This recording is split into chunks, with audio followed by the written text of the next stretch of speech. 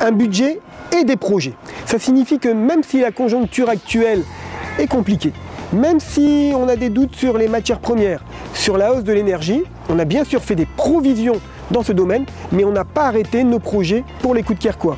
De l'action pour le cadre de vie, pour les écoles, pour les bâtiments communaux, pour les salles de sport, un budget d'investissement très important pour améliorer votre quotidien. La moyenne nationale par ville de la dette par habitant, c'est environ 1000 €. À Coudekerque-Branche, la gestion est reconnue. On a d'ailleurs encore eu une note incroyable d'une agence de notation, 18 sur 20. Eh bien, la dette est 3 fois moins.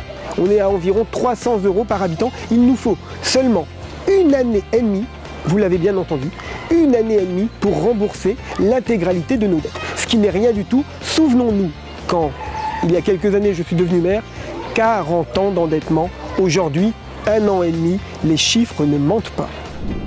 Tout grand projet doit avoir des recettes et des subventions en face.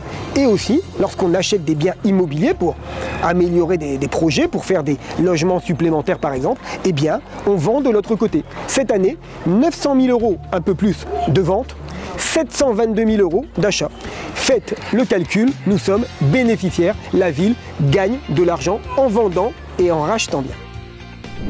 Oasis urbaine, un projet unique en France. Des réalisations urbaines pourront faire du bien pour la santé. Je laisserai les habitants découvrir ce système de brunisation avec des pins maritimes, des pins nordiques qui permettront de dégager les bronches. Mais dégager les bronches de manière significative. On en reparle très bientôt, ça se déroulera juste derrière le terrain disponible où se trouve l'école des Beaux-Arts.